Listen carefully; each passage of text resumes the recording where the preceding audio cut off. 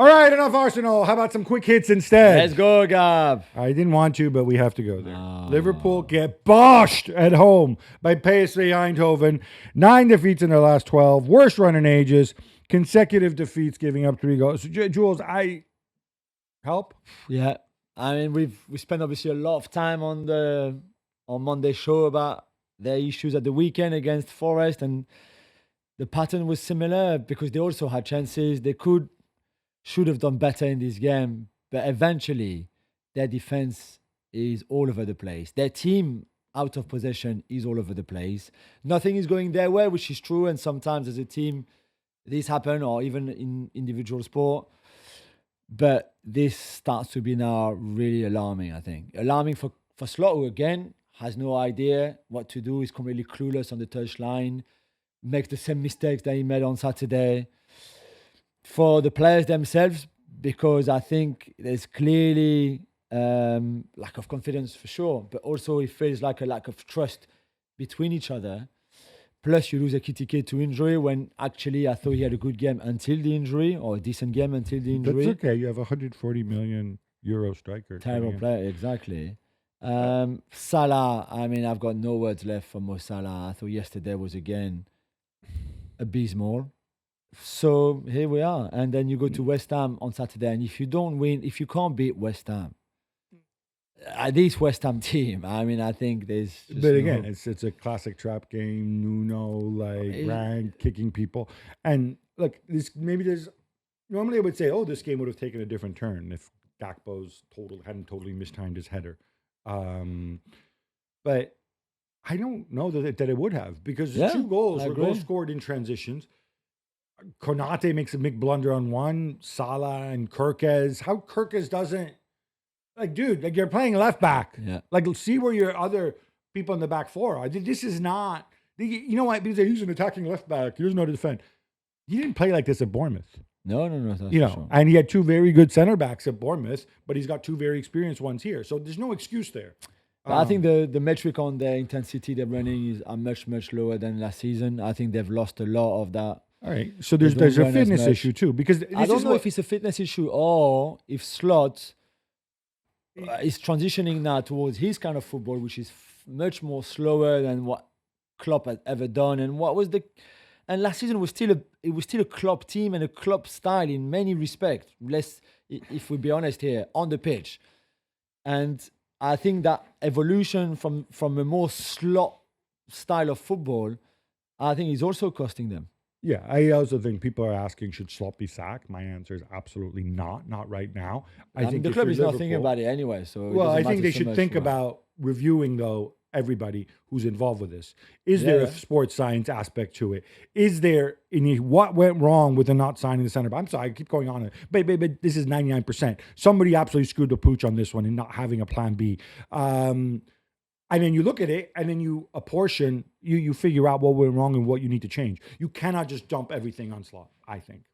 Chelsea destroyed Barcelona 3-0 as Ronald Araujo glitches again. And Lamine Yamal turns out not to be the best 18-year-old right winger on the pitch. Well, at least on the night. Anyway, Chelsea were very good. It was a lot easier for them because Ferran Torres misses that chance early on. Maybe a bit of luck on the Chelsea opener too. Ronald Araujo... I don't know. Enough. I don't want to see him. I don't want to see Eric Garcia in midfield either. Hansi Flick seemed totally unprepared. He's going to have the alibi. But we had 10 men away from home. Fine, you had 10 men away from home. What I loved about the Estevao thing was some really arrogant people before the game going to Maresca and saying, "Ooh, is Lamine Yamal Estevao's idol? Does he model himself? Does Estevao model himself in Lamine Yamal?" And Maresca sticking up for him and reminding them that Lamine Yamal that Estevao is a starter on the Brazilian national team, that Estevao was at the Club World Cup, that Estevao plays for a big team too, and then you cannot just go and treat all these people as if they're a bunch of nobodies, and Lamine Yamal's the only footballer out there. Kylian Mbappe, not for the first time in his career, bags 4 goals as Real Madrid win 4-3 away to Jose Luis Mendilibar's Olympiacos. Jules, 3 points aside. Was there much to celebrate? Well, you take the win. It's the 3rd time in his career that Kylian scored 4. One with Lyon. France. I remember the Lyon game when he upset Mr. Texter. Yeah, PSG Lyon, and France against Azerbaijan. His hat trick was the second quickest in Premier League in Champions League history, even 6 minutes and 42 seconds. Faster than Mike Newell's. But not as fast as who? I forget. Mo Salah. I saw the graphic, but I saw Mike Newell's name for Blackburn in 1985 stood out there. Mo Salah scored 3 goals against Glasgow Rangers in 6 minutes and 10 seconds or so, something like that, crazy. But it's, as we said in our talking points that you can check on the ESPN FC website, it's what covers the cracks, isn't it? Yeah. Kylian's performance, him and Vinny were very good together, combining well. But defensively, with a lot of people missing, obviously, when you've got Asensio and Carreras at your centre-backs pairing, it's scary. That's on the scary coach, bad. though. That's on the coach. I Dyson know, is but- fit. Yeah, like yeah, I know. that's on I him. know, but Ferland he Mendy might not comes be back fit into the enough to team. start, maybe. I know, but He started the weekend, didn't he? I mean, yeah. But yeah, it was again shambolic, I thought, and I don't think a win like this eases off the tensions between Xabi Alonso and a lot of those players. Vinicius, one of those players. yeah, speaking about Real Madrid, and Vinicius has reportedly told Real Madrid that he won't be renewing his contract at the club until his relationship with Xabi Alonso is clearer. Gabi expires in 2027. This is one of those situations where it's thoroughly reported from all sides, and yet the club still denied that there was ever such a meeting. Whatever, they're being babies. This is a very grown-up stance if you're Vinicius. You want to know, hey, this is my career. Yeah. You know, I want to know, where do I fit into his plans? Because I'm going to run my contract down or maybe really push for a move if I'm not going to be central to his plans. And we can say he shouldn't be because of all his flaws that he has or doesn't have. So I think this is a grown-up move from Vinicius and his advisors, and I applaud it. Jules, we're not done. We have more quick hits. 8 goals at the Parc des Princes, Jules. Look to me like Tottenham got battered. Or maybe not. Maybe you'll tell me otherwise. And Lucas Hernandez belongs in a zoo, possibly along with his idiot brother. But you had a much better view because you were there in person. Tell me I'm wrong. Yeah, I was there. We expected a reaction from Spurs, and they had to react after the humiliation away at Arsenal in the league on Sunday, and they did, to be fair. It was a decent performance, especially for the first half, for the first 55 minutes or so. I thought the way they overload that midfield to prevent PSG from playing in there was good for the first half, especially the 4-4-2, 4-2-2-2. And then you can't play like this against this PSG team because eventually they're going to open you up. And in a way or another, you crowd the box, they shoot from outside, and it was an incredible performance for Vitinha, who got 9 out of 10 in L'Equipe, and deservedly so. Although he gave away That's a ball probably why he got a 9. He maybe gifted him a goal. to Colomwani, but so there's some positives from Spurs, but it's still 9 goals considered in 2 games. And again, you can't play the way they did on Wednesday at the Parc des Princes at home against Fulham on Saturday, for example. I don't see the positives. You're talking about building an identity, putting a billion people behind the goal, crowding it with kids like Bergvall and Gray, run around and get the people jazzed up. That's not a blueprint. You're at Tottenham now.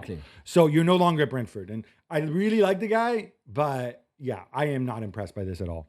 Inter fall to a last-ditch header from Jose Maria Jimenez, which means they lose 2-1 to Atletico Madrid. Gabs, your thoughts? This is a missed opportunity. And, you go a goal down straight away on a goal which I don't think should have stood because it doesn't.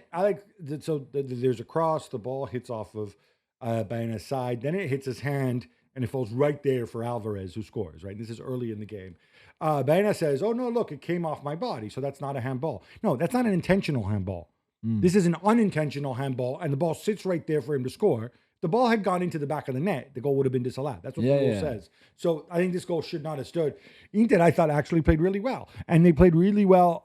They created more chances. Yeah, especially the second half. Especially in the second half, like you said. This is a bit like the derby at the weekend, but it's another defeat. And a defeat because Barella falls asleep on Jimenez. I don't see how you could miss Jimenez out there. And they lose 2-1. And now, because some fools out there just look on results and don't look at performances or the quality of the opposition, now Kivu is under pressure again, which I think is stupid. I think Inter did what they were supposed to do. Possibly not realizing that Erik ten Hag was no longer there, Pep Guardiola makes 10 changes. And Manchester City lose at home to Bayer Leverkusen 2-0.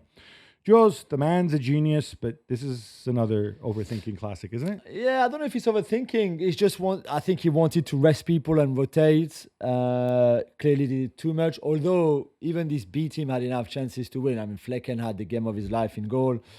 I think there's 2 shots from Bayer Leverkusen and 2 goals. So it's one of those nights, that we've seen, that you see sometimes. What I would say though is, where for me it makes no sense to make so many changes is, as we've explained many times already on the show this season, Guardiola is changing the football and changing the philosophy of the team, and that evolution would only work if there's a bit of stability and consistency in the players that are on the pitch. So you're teaching the whole squad, obviously, so you can't always play the same 11, but you can't just get rid of the 11 players who know this new system and new style the best, and replace them by 10 new players who are still learning that trend. You change 3 or 4 so that the people around them say this is a system. I think there's something here that we don't know about, because otherwise this is such a dumb thing to do, which goes beyond overthinking or trying to get an advantage, or thinking that because Andrich and Tapsoba are suspended, Leverkusen are going to be pushovers. Yeah. This is just so extreme. Talk about people being tired.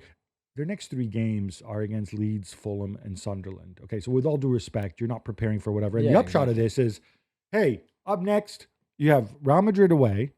Then you go into the Arctic Circle in January against Bodo Glimt on the plastic pitch. And then it's Galatasaray at the end. So you might have now given yourself 2 more playoff games to go into, very realistically. Yeah, I still think they finished top 8. Jonathan David gets the 3-pointer at the buzzer for Juventus, who win 3-2 against Bodo Glimt in the Arctic Circle. To go back to that point, Gab, Openda and David finally get off the mark. Yeah, and I'm going to say this. Bodo Glimt agreed, thought they should have had a penalty. Bodo Glimt did what Bodo Glimt do, right? They play well, they outplay the opposition, but ultimately I think there's a bit of a quality gap as well. Kenan Yildiz turned things around.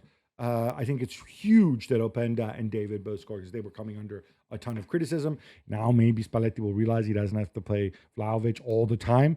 It's disappointing from Bodo, but I think this is also a bit of a learning experience as well. And by the way, Kenan Yildiz, talk about personality, coming up in those circumstances. Big shout out. Just sign him up. Amazing. Pierre-Emerick Aubameyang, 36 years young, strikes twice at the start of the second half, and an Olympique Marseille down Newcastle 2-1. Jules, you were there. Yeah, and this was a really good game, to be fair, because Eddie Howe changed his formation and I think surprised everybody, including Roberto Zerbi with the back 5, the man-to-man marking, high block, high press. That worked quite well for the first half. And then Nick Pope does a Nick Pope thing that we see him regularly does. He comes out. But that's something. That's still a lot to do. You realize that when he runs out halfway through, he's thinking like, this is not the right decision. He has to keep running, obviously. And then when Aubameyang kind of pushes the ball past him to go about to shoot, he shouts. You could see on his face, he shouts probably to scare him or make him miss. Didn't miss. At 36, I think it's great for Aubameyang coming back after a year in Saudi Arabia as well to still show this kind of level in the Champions League. I think Saudi Arabia made him a better player. No, just kidding. Fabian Schär, I thought was the second one. But honestly, Alba, you can say that, but he's still an old guy who's sprinting to get there before Pope. He still has to finish at that angle. Yeah, absolutely. That's a bit special. Yeah, great. He should have scored 1 in the first half as well. Gab, you were a McTominay skeptic when he signed for Napoli. I imagine you've since changed your mind, and if not, the win over Qarabag should have convinced you. I am Team McT. He has the ability to carry people at this stage. It was 2-0. You'll see the own goal. You may see the highlights. I thought Napoli, maybe one of Napoli's best games this season. Højlund missing a penalty as well. This business with the David Neres and Noah Lang together is working. I don't know what happens when De Bruyne and Lukaku and those guys come back. But yeah, once again, Conte seems to have found the balance, for now anyway. Atalanta back to their old ways, Gav. 3 goals in 5 minutes, and they beat up Eintracht Frankfurt away 3-0. Yeah, I think it's pathological now with Eintracht. I don't just want to diss them. I want to praise Raffaele Palladino. Of course, this was only his second game in charge after losing to Napoli at the weekend. But you cannot defend like this. You cannot. It's so bad. 2.84 at the XG for Atalanta. Goals from Ademola Lookman. Yeah. Now suddenly everything's good He's again. happy again. Ederson, who's getting back to the form of last season. And, of course, the Prince, Charles de Ketelaere. I'm excited. This felt like the old Atalanta. And Raffaele Palladino, I think, is a really, really good coach. Villarreal go down to 10 men and get hammered by Borussia Dortmund 4-0. In La Liga, they're third. In the Champions League, they're a third. Yeah, well, it's a bit like that. Although this score doesn't reflect at all how the game went. Some of the goals that Dortmund scored were really, really lucky. It was 1-0 when Foyt got in. Yeah, exactly, as well. The Adeyemi one, for example, if you just want to mention, it's just an embarrassment of the defender hitting the ball onto Adeyemi and then in the goal. So it was one of those nights, really. And Guirassy missing the penalty. Yeah, Guirassy missing the penalty. I don't think Dortmund played that great. I know it's a 4-0 win. It looks big. Good. And they do well in the Champions League, but I don't think they played that well. But at that time, you just take the point and you move on very quickly. Benfica beat Ajax 2-0 in the battle of historic giants, stuck on 0 points after 4 games, Gab. Still happy for Jose Mourinho, though. It's definitely uphill. I want to say, like, again, younger viewers may not realize this, but between them, Ajax and Benfica have won 6 European Cups. They've been European champions 6 times. Just for context, that is more than every, correct me if I'm wrong, my math might be wrong, I'm just doing this in my head now. I believe that's more than every English club, Forest are in the Premier League now. Anyway, that is a lot. That is 6. Take Liverpool out of the mix, and you're talking Manchester United 2, you're talking Chelsea 2, you're talking Nottingham Forest 2, you're talking Arsenal 0. Aston Villa 1. There you go. It's 6v7 if you take Liverpool out of the mix. So these are 2 massive clubs. Yeah. For the game itself, Ajax are terrible. Benfica scoring first, and then they got one with Dahl. They got one afterwards. It's still uphill for Mourinho, but this is where he wants it. He's got Napoli, Juve, and Real Madrid on the final match day coming up. Yes. How awesome. Just from a neutral perspective, would it be? Yeah, it would be. Although they don't win any of those 3 games. No? No. You did. You heard it here first. Yeah. David Luiz. Yes, it's not a guy with the same name. It's actually him. Going great at 38 for Pafos. They snatch a 2-2 draw with Monaco. Another game in which the Principality dropped points. Yeah, and David Luiz scoring a great header. Really good header. Powerful header. He's the same, although the hair's got the curly hair's got thinner, obviously. He doesn't have as many hair as he used to, but the experience. This is a team that is very good on set pieces. We saw that when they beat Villarreal, for example, and scored on the corner too. And it looked like Monaco were not prepared for it. Not that they were bad. I thought the first half was decent for Monaco. Balogun scored again. Minamino also scored. The magnificent was magnificent, I thought. Yeah. But they collapsed at the end with this own goal. And this is bad because they really needed the points too. They're dropping too many points. And I don't know if they're going to make the playoffs. This is another game where they should have won and didn't. Was it the Spurs game? The Spurs game, yeah, definitely. No Osimhen, no party. Galatasaray fall 1-0 at home to Union Saint-Gilloise, Gab. Did they take the opposition a little lightly, maybe? There's that. There's the fact that with all the love in the world for former Inter legend Maurito Icardi, come on now. It's completely, it's a guy who plays the game totally different from Osimhen. Leaving aside the quality issue, Union were really good. They thought Union were just a team that were just going to run. No, they don't just run, although they have a lot more energy than Galatasaray do, especially with Dogan and Torreira in there. And they have a gigantic, I think it must be the largest player in football, that enormous goalkeeper. And you know what?